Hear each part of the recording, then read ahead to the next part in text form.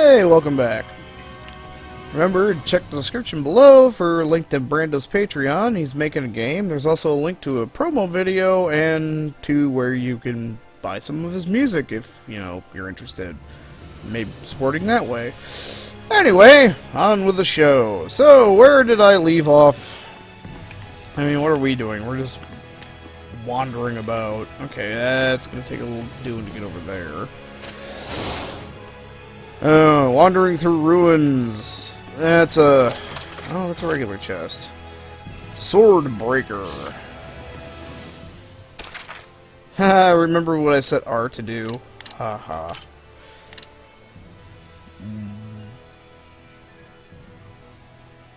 Okay.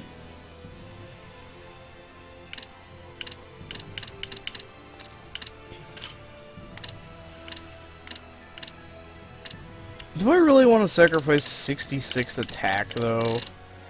I mean, that's an extra... I mean, I beat things more often with my fucking sword than I do, arts.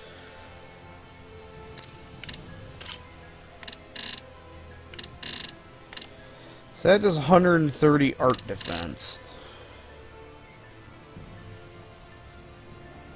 This does 5 more and gives me art attack. Okay. I don't think... there wasn't really anything better for that. I'm checking my stuff finally! Har har har. Attack 98, focus 13. You actually could probably do with... That actually seems good, because I shouldn't be doing anything where I play as you alone anymore. I need to...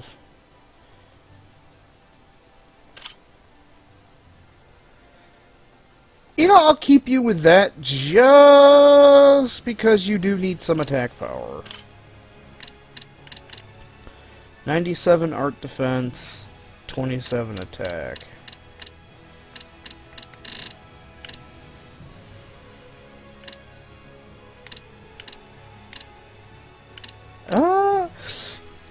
we are getting the spiritual power of wind next, so maybe it's a wing, I don't know, it might be a winged foe. Focus and art defense.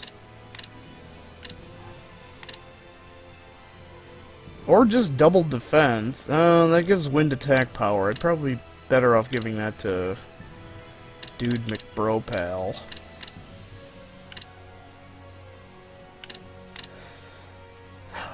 Actually, also the assholes we usually fight.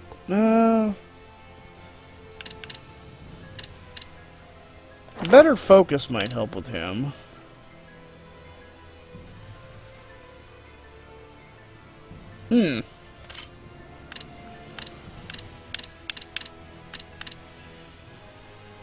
Yeah, I'll keep you on Torrent Caster. Grim Color. 101 attack power.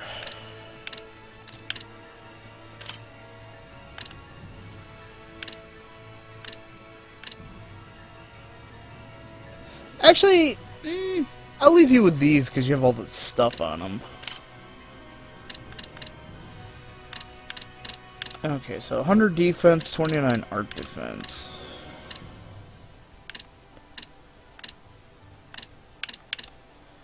Actually, Theron's is probably good.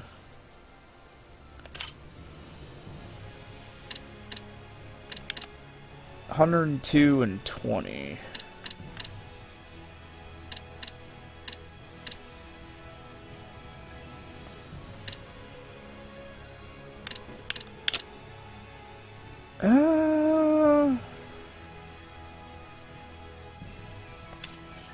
Could try that. You don't need 105 focus.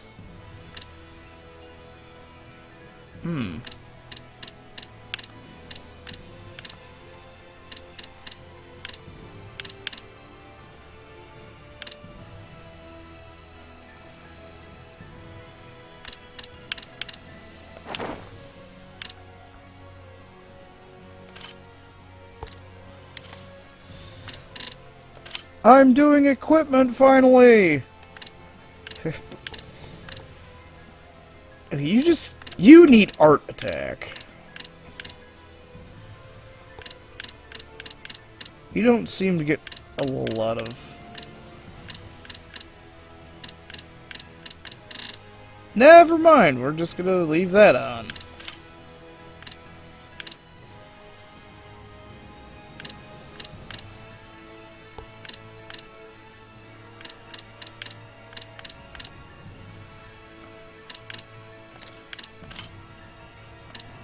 So, 103 defense.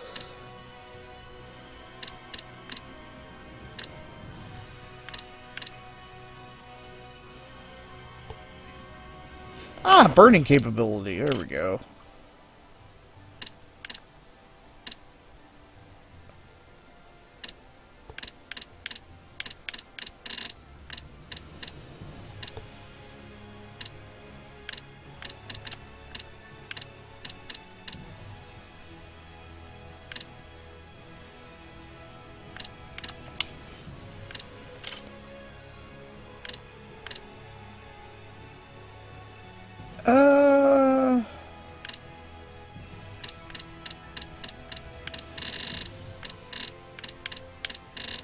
Holy fuck, I got a lot of floridic boots.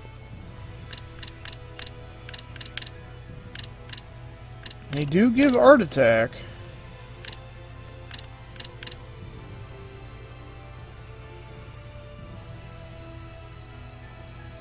PG increase upon defeating enemy. Sounds interesting. Oh, her thing's still going up. Yeah, heart attack and... Okay, what about you? Umbrella Land... Ooh.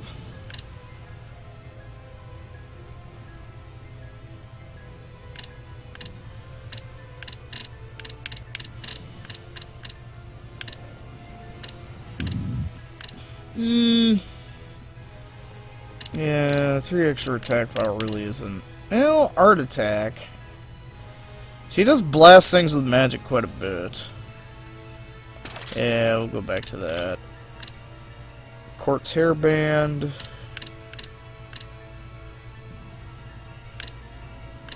Yeah.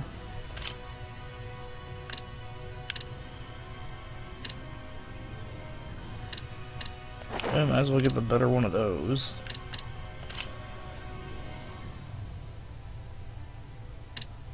Art defense 116.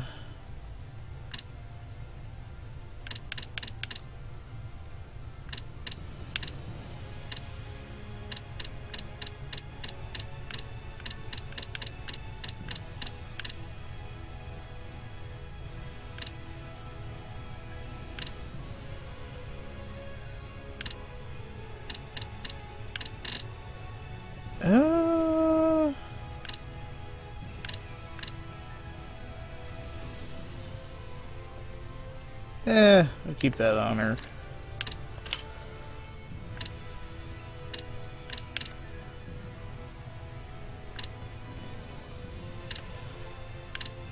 Capability versus armor.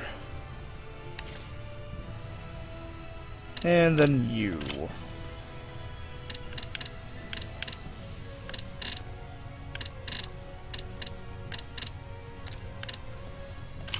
Okay, what kind of...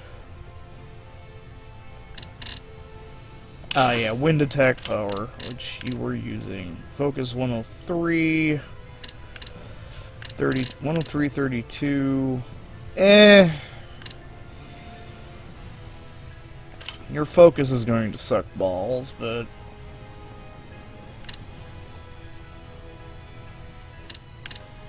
Hey, that'll give you more attack power.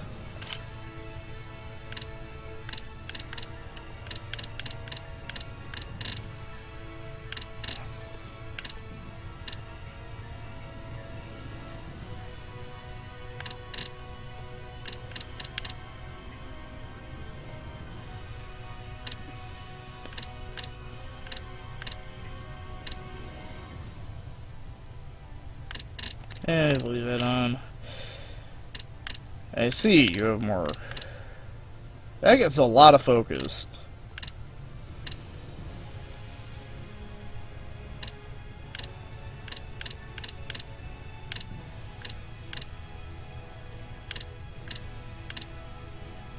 We'll stick with this.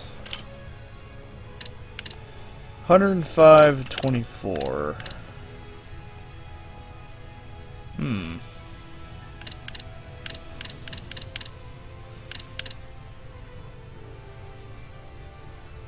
Ah, but that has wind attack power up. There, I modded my equipment for a change. Okay. And it only took like half the fucking video.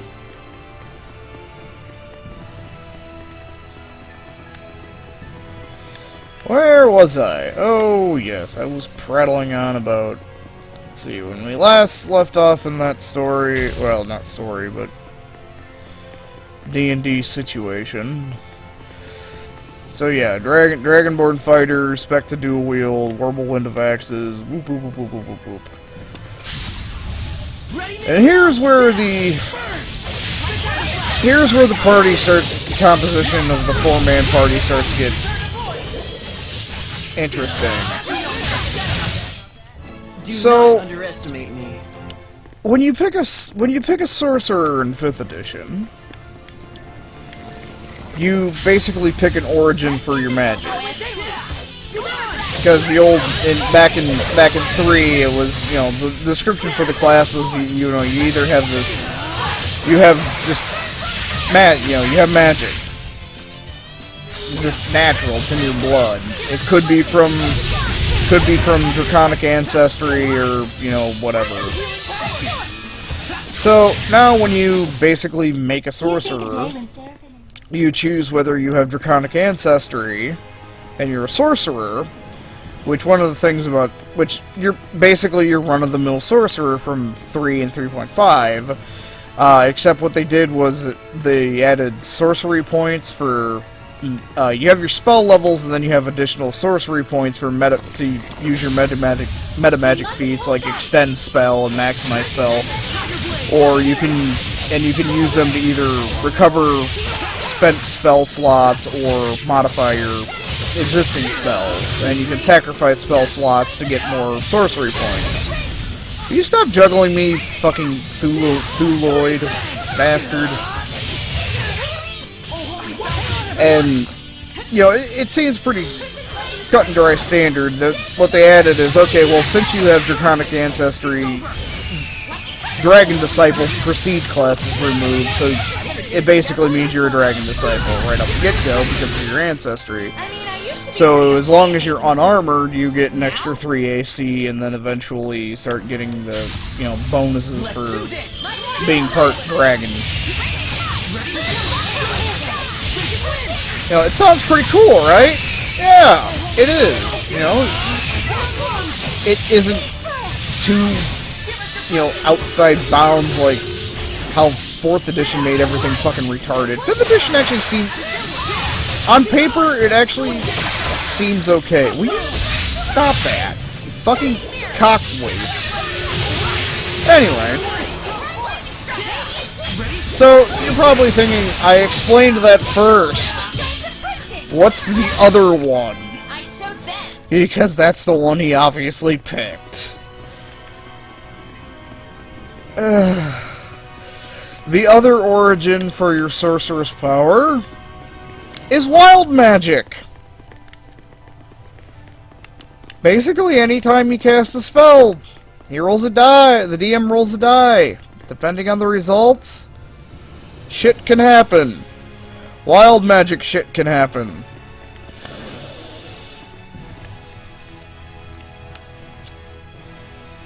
Yeah. So he's a wild mage. He's a human wild mage. Now, it might work out okay, it could work out terribly. But, in my experience, you don't want a wild mage in your party. Yeah, crazy shit can happen. Funny shit can happen. Just don't take the wild mage to a whorehouse, or at least make sure you're not in the whorehouse when the wild mage is in the whorehouse. Ugh. That poor Those poor, poor occupants of that burning brothel.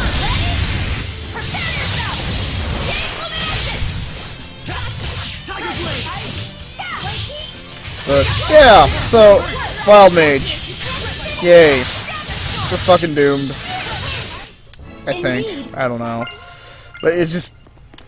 Oh my god. Don't get careless out there.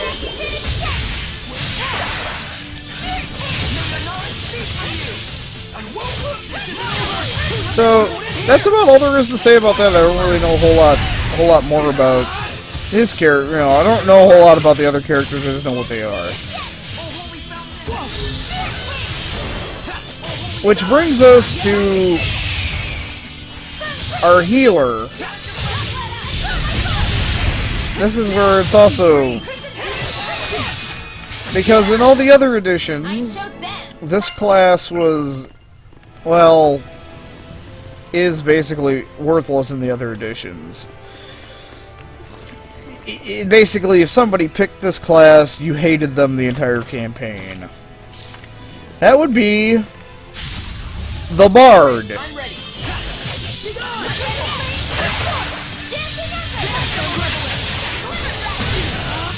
So, you're probably thinking the Bard is your healer. Yes.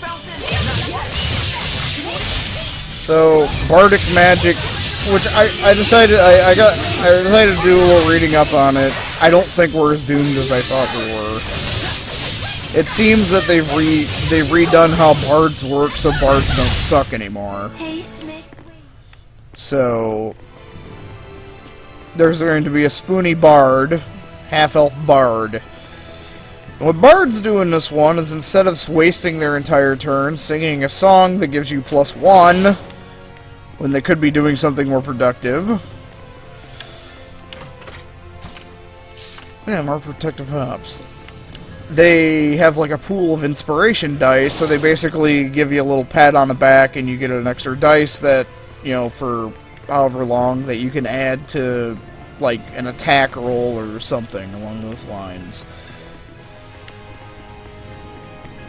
You know, you can add to an attack roll or damage, and starts as a d6, and they have so many, and as they level up, they get higher dice that they can hand out of their buff pool, basically.